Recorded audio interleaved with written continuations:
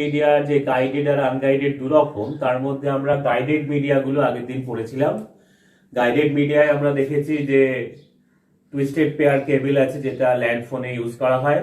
Coaxial কেবল ব্যবহার করা হয় কেবল টিভিতে, আর অপটিক্যাল ফাইবার কেবল ব্যবহার করা হয় এক্সচেঞ্জ টু এক্সচেঞ্জ কমিউনিকেশনের জন্য। আজকে আমরা যেটা শুরু করব সেটা হচ্ছে আনগাইডেড মিডিয়া।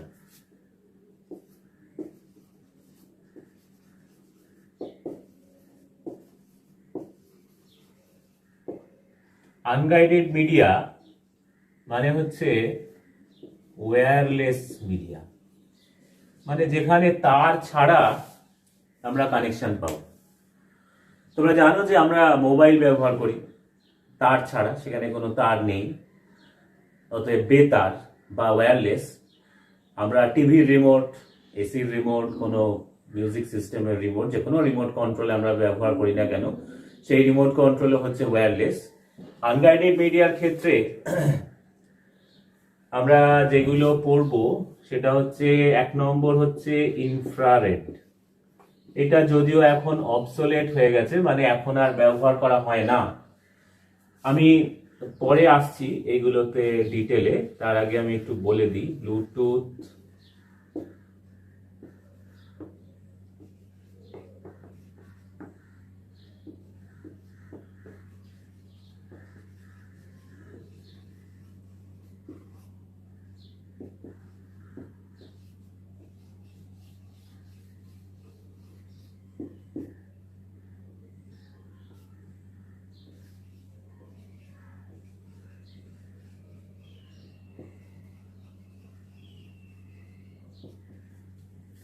তাহলে 1 নম্বর লিখলাম হচ্ছে ইনফ্রারেড।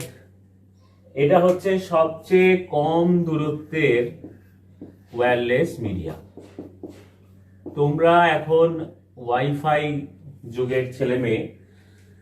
আমরা যখন ছোট ছিলাম বলা ভালো, যে আমরা যখন গ্র্যাজুয়েশন লেভেল কি তার একটু বড় বয়সে যখন আমরা প্রথম মোবাইল দেখছি, তখন একটা মোবাইল থেকে আর একটা মোবাইলে কোনো ডেটা ট্রান্সমিশন করার একমাত্র উপায় ছিল এই ইনফ্রারেড।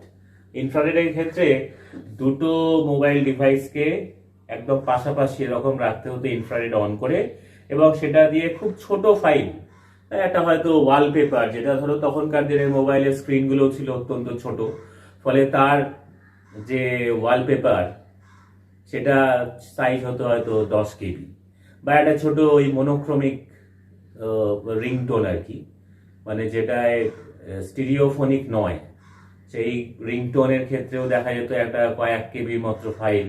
সেই ফাইল এটা ট্রান্সমিশন হতো ইনফ্রারেড ব্যবহার করে। ফলে ইনফ্রারেডের যে রেঞ্জটা সেটা খুব কম, সবচেয়ে কম রেঞ্জের ইনফ্রারেড ওয়্যারলেস মিডিয়া হচ্ছে ইনফ্রারেড। এরপরে তোমরা জানো ব্লুটুথ। ব্লুটুথ দিয়ে আমরা ডেটা ট্রান্সমিশন করতে পারি, সেটা মোটামুটি 10 মিটার ডিস্টেন্স অব্দি কভার করে।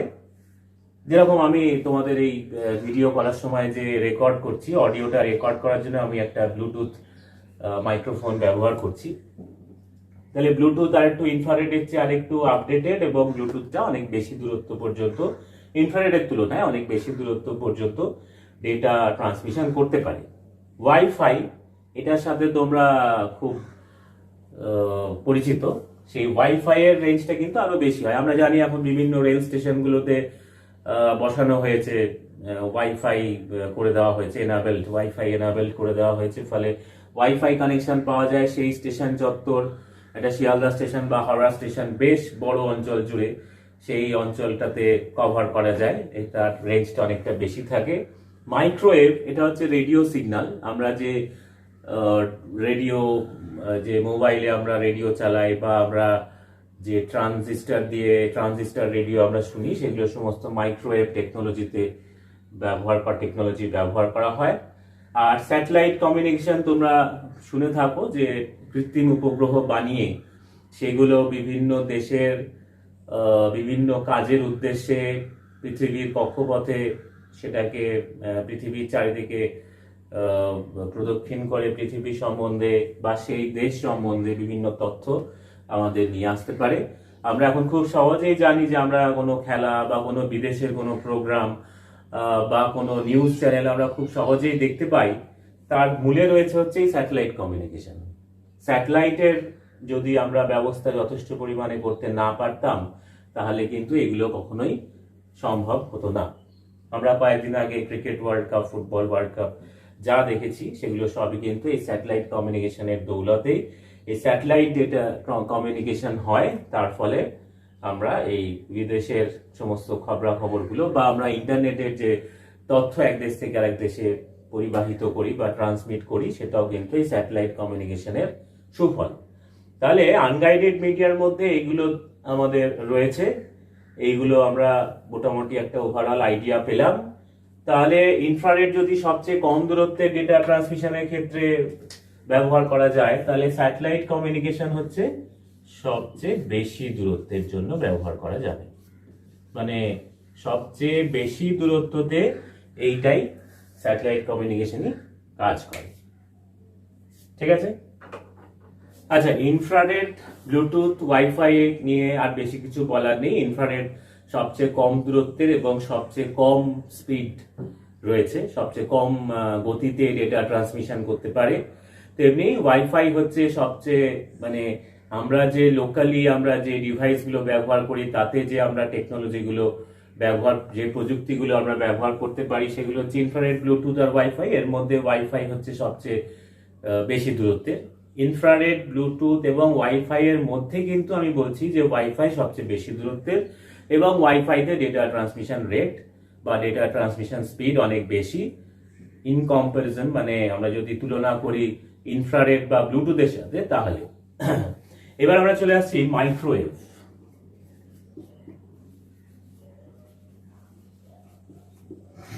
আচ্ছা, আমরা জানি যে আর্থ সারফেস মানে ভূপৃষ্ঠ হচ্ছে এরকম একটা শেপ রয়েছে। তো এখন দেখো, এইখানে যদি আমরা একটা, ধরুন এখানে একটা রেডিও স্টেশন রয়েছে এবং এখান থেকে সিগন্যাল ব্রডকাস্ট হচ্ছে।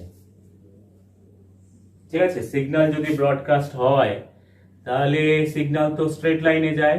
অতএব স্ট্রেট লাইনে গেলে দেখো এক সময় কিন্তু ভূপৃষ্ঠ থেকে অনেকটা দূরে চলে যাচ্ছে। তাহলে আমার তো সিগন্যালটাকে ভূপৃষ্ঠের মধ্যেই রাখতে হবে। তাহলে ভূপৃষ্ঠ থেকে বাইরের দিকে যদি চলে যায়, তাহলে তো আমার পারপাসটা সার্ভ করবে না। তাহলে আমাদের কি কাজ করতে হবে না, একটা নির্দিষ্ট দূরত্বে আবার, তাহলে এইটা আর যেটা বাইরের দিকে চলে যাচ্ছিল, সেটা আর বাইরের দিকে না গিয়ে সেই সিগন্যালটাকে রিসিভ করে আবার এদিকে সেন্ড করবে। আবার কিছু দূরে যখন দেখা যাবে আবার পৃথিবী ভূপৃষ্ঠ থেকে দূরে চলে যাচ্ছে, সেখানে আবার আমরা একটা টাওয়ার বসিয়ে যদি দিই, তাহলে যে সিগন্যালটা বাইরে চলে যাচ্ছিল, সেটাকে আমি আবার ভেতরের দিকে ট্রান্সমিট করতে সফল হলাম। তাহলে মূল ব্যাপারটা যেটা দাঁড়ালো যে মাইক্রোওয়েভের ক্ষেত্রে আমরা ডেটা সিগন্যাল, এখানে যে সিগন্যালটা ট্রান্সমিট হচ্ছে, সেই সিগন্যালটা ক্রমশ আমরা এখানে টাওয়ার বসিয়ে বসিয়ে, এটা মোটামুটি 30 থেকে 35 মাইল। বৃষ্টি, যাও যাও, ক্লাস করাচ্ছি আমি, যাও যাও যাও যাও। আচ্ছা চলো, দিয়ে আসি, চলো শুয়ে পড়ো, হ্যাঁ ঘুমিয়ে পড়ো। 30 মাইল দূরত্বে এই টাওয়ারগুলোকে বসানো হয়। ঠিক আছে? এটা গেল মাইক্রোওয়েভ। আচ্ছা, এবার যদি আমরা স্যাটেলাইট কমিউনিকেশনের ক্ষেত্রে ভাবি, তাহলে বুঝে নাও মাইক্রোওয়েভের ক্ষেত্রে আরেকবার বলে দিই যে এটা ভূপৃষ্ঠ, এখানে যে টাওয়ারগুলো রয়েছে, সেই টাওয়ারগুলোর মধ্যে যে সিগন্যাল ট্রান্সমিট করছে, সেটা স্ট্রেট লাইনে গেলে একসময় পৃথিবী থেকে ক্রমশ দূরে চলে যাবে। তাই 30 থেকে 35 মাইল অন্তর টাওয়ার বসানো হয়, যাতে সেই টাওয়ার রিসিভ করে সিগন্যালটাকে ভূপৃষ্ঠের কাছাকাছি রাখতে পারে। ঠিক আছে? এটা গেল মাইক্রোওয়েভ।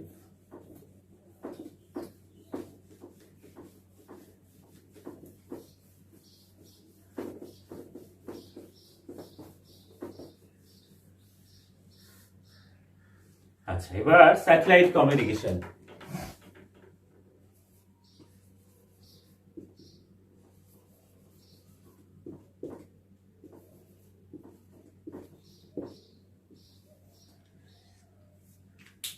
স্যাটেলাইট কমিউনিকেশনের ক্ষেত্রেও ব্যাপারটা দেখো, এইটা যদি আর্থ সারফেস ভূপৃষ্ঠ হয়, এখানে একটু লিখে দিই ভূপৃষ্ঠ, তাহলে ধরো এখানে ইন্ডিয়া আছে, এইদিকে বাংলাদেশ আছে, এখানে পাকিস্তান আছে। আমরা ইন্ডিয়া একটা স্যাটেলাইট এখানে বসালো, যে সমস্ত স্যাটেলাইট গুলোর কি কাজ হয়, বিভিন্ন ধরো আবহাওয়া, ওয়েদার ফরকাস্টিং, মানে আবহাওয়া পরিমাপ করে ইয়ে করা হয়, আবহাওয়া পরিমাপ করা হয়, কত বৃষ্টিপাত হয়েছে, টেম্পারেচার কত, কোনো ঝড় আসার সম্ভাবনা আছে কিনা। এই যে আমরা শুনছি যে আগামী কয়েকদিনের মধ্যে উমপুন বা আমফুন নামের একটা ঝড় আসছে, সেই ঝড়টা কি করে ডিটেক্ট করা গেছে না, স্যাটেলাইট ডিটেক্ট করেছে যে হয়তো কোনো একটা বঙ্গোপসাগর বা যেটা সম্ভাবনা সবচেয়ে বেশি বঙ্গোপসাগরের দিকে, যেহেতু আমরা বঙ্গোপসাগর উপকূলে আমরা বসবাস করি, তাহলে বঙ্গোপসাগরের থেকে বঙ্গোপসাগরের উপরে কোনো একটা জায়গাতে একটা ঝড় তৈরি হয়েছে এবং তার গতিবেগ এবং অভিমুখ ক্যালকুলেশন করে হিসাব করা হয়েছে যে কবে পশ্চিমবঙ্গে ঢুকতে পারে এবং কবে কলকাতায় আসবে কি আসবে না, সেগুলো সমস্ত ডিপেন্ড করে।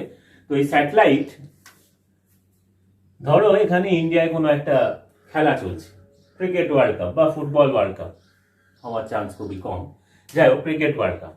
ক্রিকেট ওয়ার্ল্ড কাপের ক্ষেত্রে দেখা গেল যে এখানে খেলাটা হচ্ছে, সেটা মাঠে ভিডিও শুট হচ্ছে, সেটা ব্রডকাস্টিং যে স্টেশনগুলো থাকে সেই স্টেশন মারফত স্যাটেলাইটে পাঠিয়ে দেওয়া হচ্ছে। এবং স্যাটেলাইট থেকে ধরো বাংলাদেশে কি করে খেলা দেখবে, ওরা যে স্যাটেলাইট রয়েছে সেই স্যাটেলাইট হচ্ছে এইটাকে রিসিভ করছে, রিসিভ করার পরে সেটা বাংলাদেশে ডাউনলোড হচ্ছে এবং সেখানে ডাউনলোড হওয়ার পরে টিভি ব্রডকাস্টিং সিস্টেম মারফত, তারপরে কেবল কানেকশন মারফত বা ডিশ টিভি বা ওই ডিটিএইচ যে সার্ভিসগুলো আছে যে তোমরা দেখে থাকো, সেইগুলো মারফত টিভি খেলাটা তারা দেখতে পাচ্ছে। তাহলে এই যে আমরা এখান থেকে যে ভিডিওটা রেকর্ড করে আমরা যে পাঠিয়ে দিলাম, এটাকে বলে হচ্ছে আপলিঙ্ক। আর এই যে স্যাটেলাইট থেকে বাংলাদেশ যে ওদের স্যাটেলাইট থেকে নামিয়ে নিল, সেটাকে বলে হচ্ছে ডাউনলিঙ্ক। এখন এই আপলিঙ্ক, ডাউনলিঙ্ক বা স্যাটেলাইটের ব্যবস্থা, ওভারঅল স্যাটেলাইটের ব্যবস্থা খুব উন্নত হওয়ার কারণে এরকম লিঙ্ক ফেলিওর হয়েছে এরকম খুব কম দেখা যায়। কিন্তু আমরা যখন ছোট ছিলাম, আমরা দেখা গেল যে একটা খুব একটা ভালো ম্যাচ আছে, Titan cup, world cup, Titan cup final, আমরা খেলা দেখতে বসলাম সবাই, একদম দুপুর 2টো থেকে খেলা, আগে আগে স্নান খাওয়া দাওয়া করে খেলা দেখতে বসলাম, কি না লিঙ্ক ফেলিওর। তার কারণ কি, ওই যে স্যাটেলাইট যেহেতু খুব কম ছিল সংখ্যায়, ফলে অন্য স্যাটেলাইটের সাথে যোগাযোগটা কোনোভাবে বিচ্ছিন্ন হয়ে যাচ্ছে বা অনেক বেশি ডিমান্ড থাকার কারণে প্রেসার পড়ছে অনেক বেশি স্যাটেলাইটের উপরে, তাই জন্য দেখা যাচ্ছে হ্যাং করে যাচ্ছে।